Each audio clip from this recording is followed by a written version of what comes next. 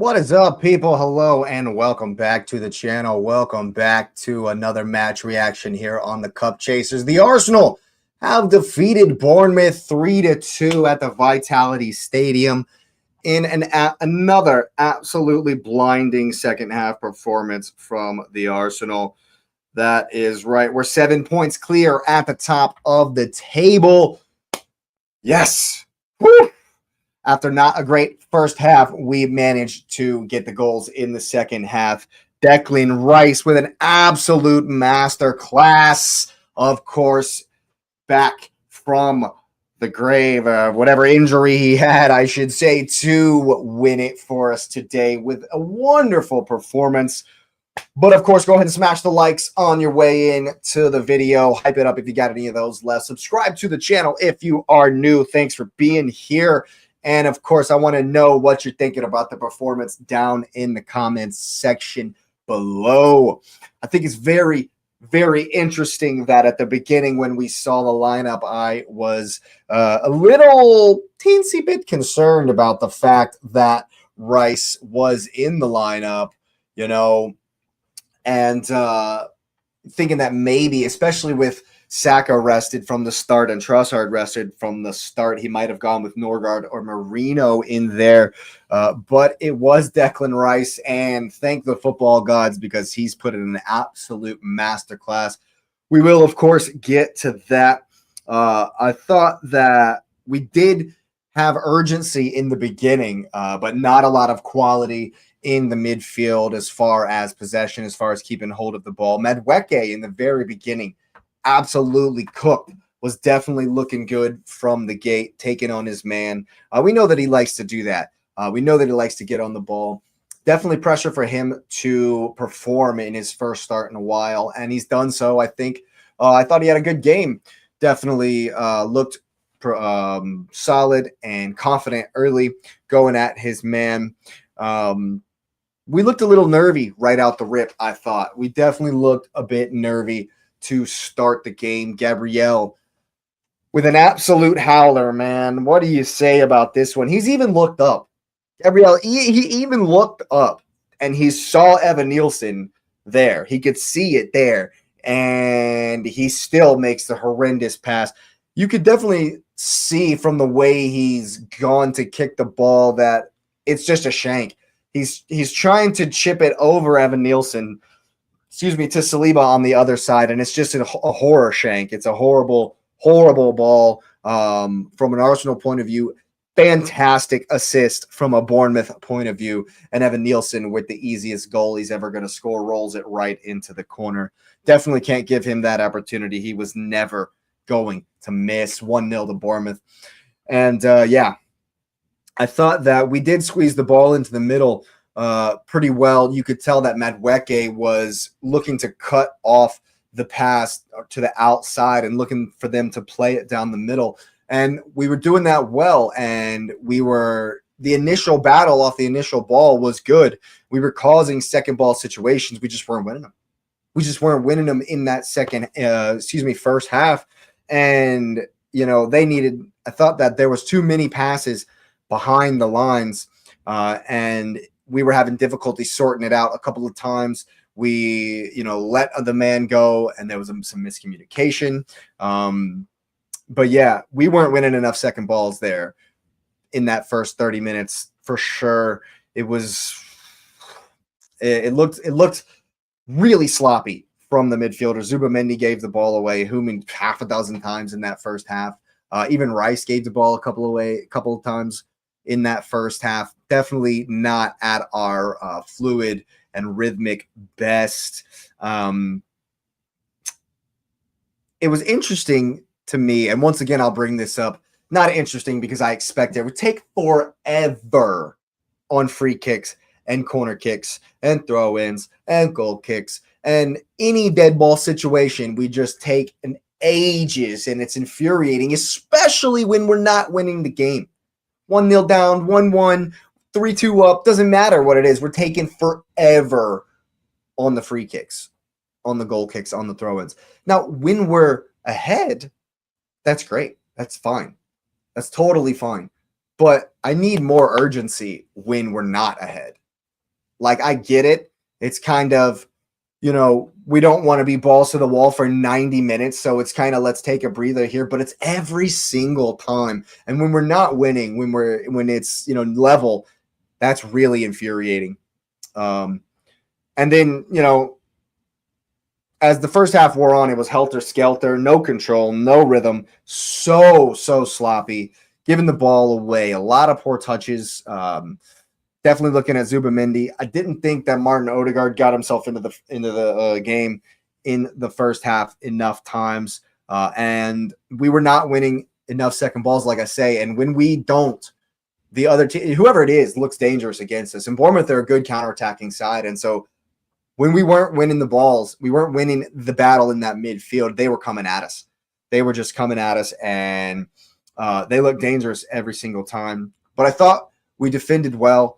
For sure. And I thought that we definitely upped the intensity for like 5 minutes after their goal. And, once again, Big Gab makes up for the mistake. You love that. You love to see that mentality where he's made up for the mistake right after he's made it. Locks his ankle, rips it into the goal. That was a hell of a finish from Big Gabriel. It's a striker's finish. It's not one you're expecting to see, but we know Gabriel's got the finish within him, and that was a fantastic to bring it back 1-1. But yeah, other than that, it was sloppy in the first half, wasn't great, and you could tell, just like at halftime in the Aston Villa game, it seemed that Mikel gave him the hairdryer treatment, gave him some kind of win one for the Gipper, because yeah, in the first couple of minutes, it wasn't great in that second half. But, I thought that we upped the levels a little bit like we normally do, up the energy a little bit, up the urgency. You could tell right from the off that Odegaard was pressing higher quicker. He was looking to initiate the press and the high press sooner up the field and faster than we were in that first half. I felt like we kind of held back a little bit as far as where we wanted to press high in the first half. And in the second half, the line was 20 yards farther ahead, 15 yards farther ahead. And Odegaard was doing well to press. And we win the ball back well. And then Victor Gyökeres today, good performance. Definitely improved performance today. I thought his hold-up play was very good. And the second goal, the go-ahead goal, was because of his battling. 100%. If he doesn't battle for the ball there, we don't win it. We don't keep it up there, and they get a clearance. They'll probably just hoof it clear. It's not like they're going to win possession and be able to, to move it forward. They probably just hoof it clear. But if Gyökeres does not fight for that ball right there, we don't score that second goal. But fantastic. And that's the goal we need to score. That's the goal I've been calling for, because Saka or Madueke, Trossard, sometimes Martinelli, we'll get to that in a second, can beat his man, but there's no one there for the cutback. We're not normally there for the cutback. Gyökeres has had issues trying to figure out exactly where Saka's going to put it, Madueke is going to put it, but Declan Rice, baby, coming in with the late run, easy cutback from Odegaard, 2-1, and I was buzzing. That was an absolutely fantastic goal, and it's like bread and butter. That's bread and butter. We need to do that more and more and more and more and more. And Odie's calm, Odegaard's calm, and Declan Rice, sublime finish. And I think that, I said Madueke, very confident against Truffert. He had a good game. Gyökeres had a good game, worked hard, battled well. Martinelli did not have his best day, non-existent in that first half, really. Seemed really reluctant to take on his man. Didn't get to the byline very much, which is what we want to see from him, which is like why you put him in this game. And if you were just going to do that, we should have just started with Trossard. But yeah, not Martinelli's best day. I think Madueke might have been a little disappointed to get subbed off. He was having a good game. He had Truffert on toast. And I thought he was decent. But Saka comes in, definitely good for him to keep the minutes in the legs. and get a little bit of a rest, about an hour. And then Odegaard with the sublime through ball for Bukayo Saka. Drives the byline. Same goal. Like I say, bread and butter. It's all day. When we get around the final guy and the cutback is there for the late runner. It's all day long. And Declan Rice with another sublime finish. Man, Declan Rice was everywhere today. What can you say about this guy?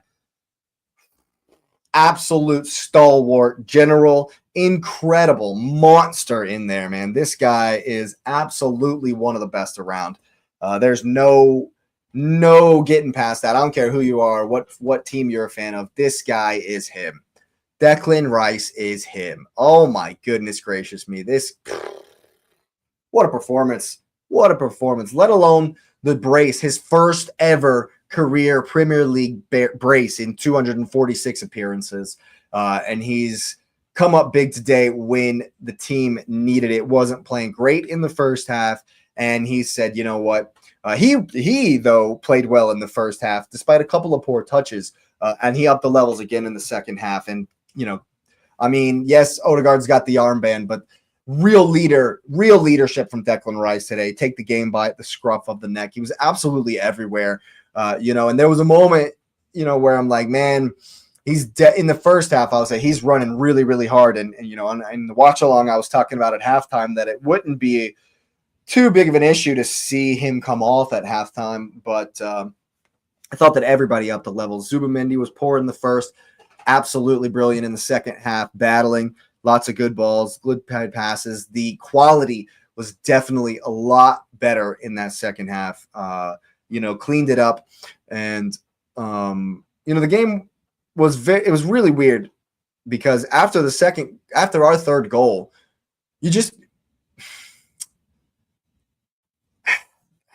we're giving too much space. We're giving people way too much space in and around the box. Even, and if that don't take away from Krupi's goal. Krupi's shot was incredible. The goal from Krupi was fantastic. But what are we doing given that much space? You cannot give anyone in this league that much space. It's like I've been saying about the crosses. When we let in crosses, we're vulnerable. Maybe not as much so with Gabriel in the lineup because he's an absolute beast back there dealing with the aerial balls. But when we give too much space and let in crosses, that's when there's a scramble. That's when it's dangerous. That's when we're just looking to hoof it clear. That's when we're making last-ditch tackles. Or we give too much space at the top of the box and homie punishes us because David Raya couldn't even see it. You can tell when they do the angle from behind Krupi that by the time the ball is past all of the defenders, David Raya hasn't moved. He hasn't even moved because he hasn't even seen it. So by the time David Raya goes for the dive, it's past him and it's into the net. And it's knuckling. The ball's doing this Roberto Carlos style is absolutely glorious finish from Krupi, but we cannot give that much space. Just can't give that much space. It's not even like because the end of this game wasn't like as nervy. I thought we definitely were calm and collected at the end of the game. So it's not like I can say we led off and then they've scored. It was like 5 minutes later when it became 3-2. And it was weird because it wasn't necessarily a let off. It was just like one moment. And that's all it takes. We've been punished so many times from one moment this season where we've let up, for just a little bit, and we've been punished. Luckily, we had already scored the third goal, and then we, I thought we saw it out well. And then I thought Jesus came on and worked hard. Didn't get into it for the first little bit, but I thought his work at the top in the end. The hold-up play I thought was very good, very effective.